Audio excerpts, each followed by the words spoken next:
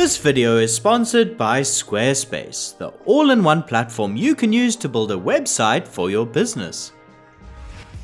The job of a director is to take the bunch of words written in the screenplay and transform it into an audio and visual work. As you can imagine, there are a number of ways this can be done. Some lean into stylization, others side with naturalism.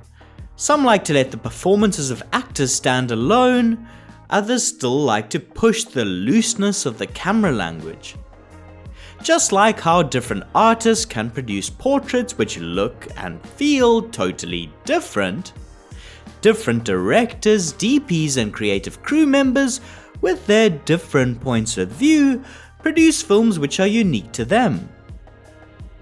With this in mind, let's take a look at how different episodes of Pachinko, which used the same technical crew and locations, each took a unique creative approach based on having a different director and cinematographer team. Multi-part series have a shooting structure which differs from regular feature-length filmmaking. Almost all movies will be led by a singular director and photographed by one cinematographer. However, due to the extended workload and high shooting volume that comes with long-form series, these shows are usually broken into a few different blocks, which are each directed by and photographed by different creative teams.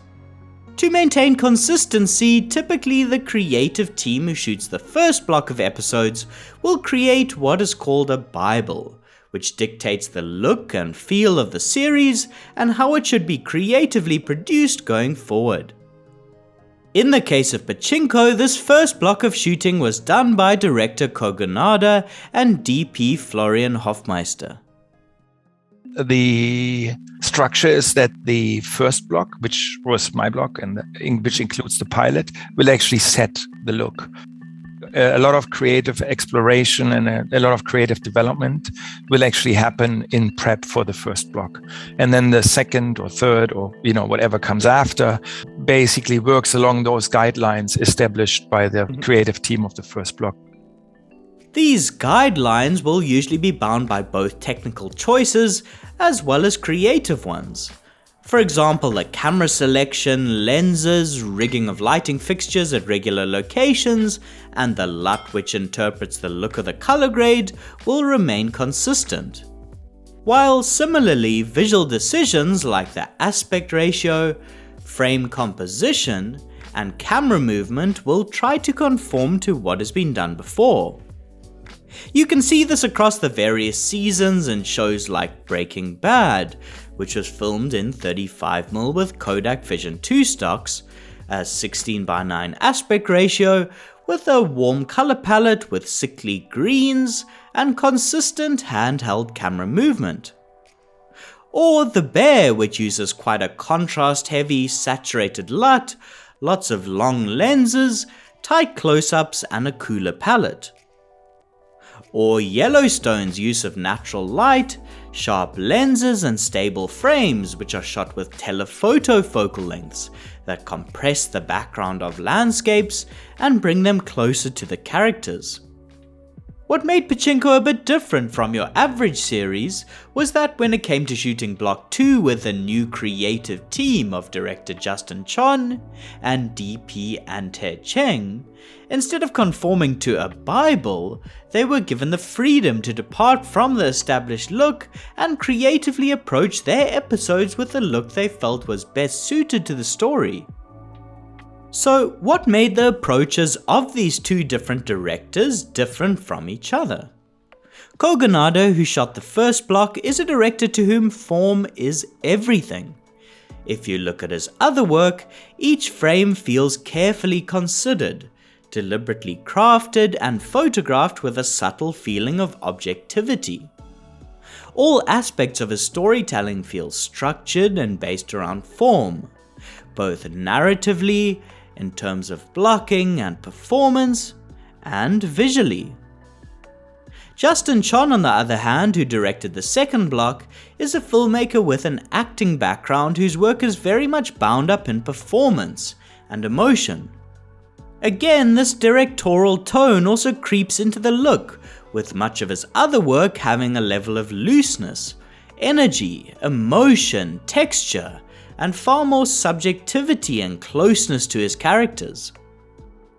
I always felt that if you were to press these two very different filmmakers into this, the constraints of like what they call a unified vision or a Bible, you would lose a lot of emotional and visual variety. So I very much from the beginning, I lobbied for a system where the second block would not necessarily have to work along our lines. Each block was given the same resources, locations, and crew to shoot with, but was led by a different vision from two different directors. So what were some of the things that each block did differently to create their unique tones? Firstly, each director worked with a different DOP, Ante Cheng and Florian Hoffmeister, both of whom I could look up on their websites, something that you too can achieve thanks to today's sponsor, Squarespace. If you want to be a cinematographer or filmmaker of any kind, you need a website. This is a freelancer's modern equivalent to a business card that collaborators or clients can use to get in contact and view a portfolio of your work. Squarespace makes setting up your website easy and intuitive with their design intelligence system. This uses AI technology to personalize your site and create a unique digital identity across your online presence. Then use Squarespace's other tools like SEO to get your site seen, or their payment and invoicing systems to simplify your workflow. Check out squarespace.com for a free trial, and when you're ready to launch your site, go to squarespace.com/indepthcine to save 10% off your first purchase of a website or domain. Pachinko is an historical epic drama with a storyline which jumps around between the 1920s and the 80s, showing how significantly the past experiences of people inform their present situation. This connection between the past and present is so strong that on a philosophical level, it's almost as if the story is taking place in one time. Koganada's approach stressed that the spaces in the film are more important than time, and in doing so stylistically disregarded the different periods and treated them almost as if they were taking place at one time. What this meant in terms of camera language was that they chose not to visually differentiate the different time periods, not using any different language of cinematography to portray different timelines, like aspect ratios, the color grade, or different lenses. Koganada and Hoffmeister made the decision to maintain the same visual look in both the 20s and 80s. They let the production design, costume, and makeup work differentiate the time periods, rather than the camera. This look leaned on their preference for structured, formal, objective, stable visuals. They almost exclusively shot off a tripod or dolly, carefully composing each frame and barely moving the camera much. If the camera did move, it mostly tracked along with the motion and speed of the characters, with a high degree of stability from something like a Steadicam or dolly. Or they used some linear push-ins or pull-outs on stationary characters. However, these were handled almost exclusively with very subtle, barely perceptible creeping motion, done with a dolly and tracks.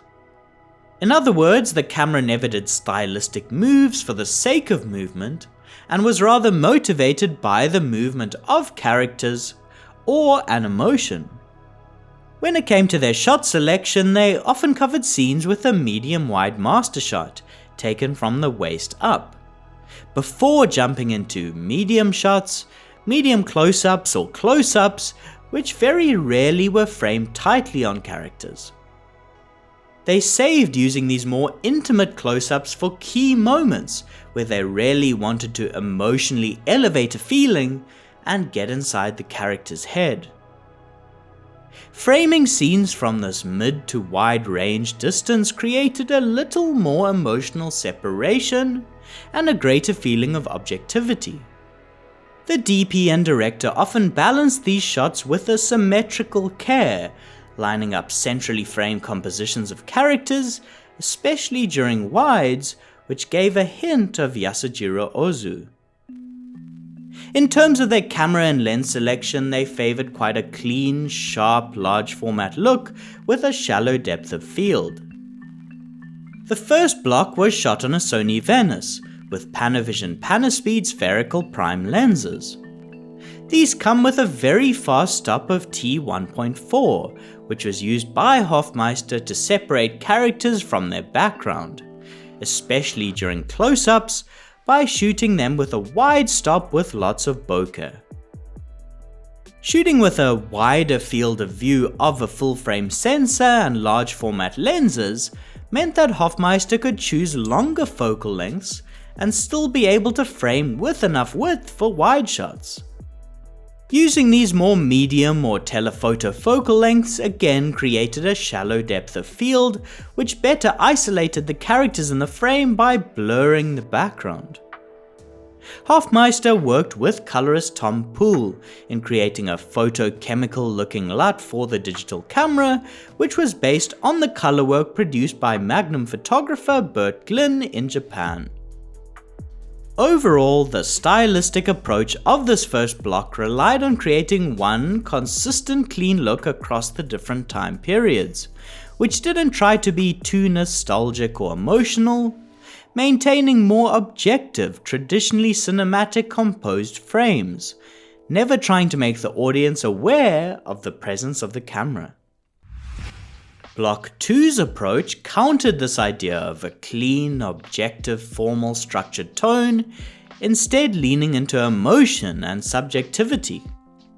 This was done by largely foregoing the smooth or lock camera moves in favor of a handheld camera, deliberately operated with much more looseness and less precision. Although, like in the first block, they would often hold on static frames, Chon and Cheng decided to do this with a handheld camera rather than off a tripod head, giving the image a subtle looseness. Sometimes these hand-operated compositions would even have a bit of a Dutch tilt to them, with a slightly off-kilter horizon, or go in and out of focus a little in an organic way as the focus puller reacted to the more improvised camera motion. When they wanted a bit more energy, they also incorporated some handheld camera moves to give the footage a bit more dynamism. When it came to portraying the different time periods, the Block 2 team took a different approach.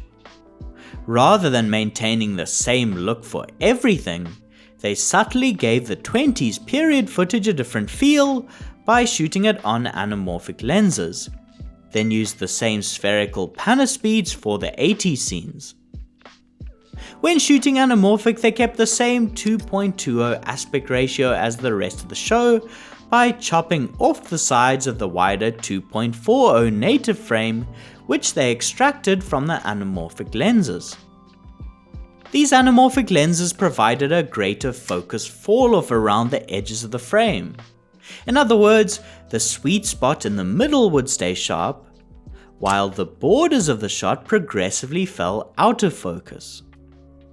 These lenses also create an oval bokeh shape which is different from the regular rounded bokeh of spherical glass. Anamorphics also tend to flare a bit easier, with a lateral flare. These flares were another inclusion which differentiated Block 2 from Block 1, and made Chon's images feel a bit more textural and a bit rougher than Koganada's clean frames. The DP and director also messed up the image in other ways. They added haze when shooting interior scenes, especially those in the 20s, to give an additional layer of texture. Also, their images have a higher degree of halation or bloom to the highlights than Block 1, which looks a bit cleaner. I'm not sure whether this came from the anamorphic glass, the use of haze, effects in post, or by using a stronger diffusion filter in front of the lens. However, it too added a smoky texture. Like in some of their other work together, they also implemented much more colorful lighting than in the first block, pushing in blue or red tones, or sometimes using a very cool color balance to push tones into an exaggerated dawn blue look. I think what this case study shows is that there's not necessarily a right or a wrong approach when it comes to making creative decisions. Different directors, DPs, and crew members will bring different sensibilities and interpretations to the screenplay. Like in art, it's these nuanced differences in how the subject matter is portrayed, which are the little signature at the bottom of the painting, which show the authorship of each film.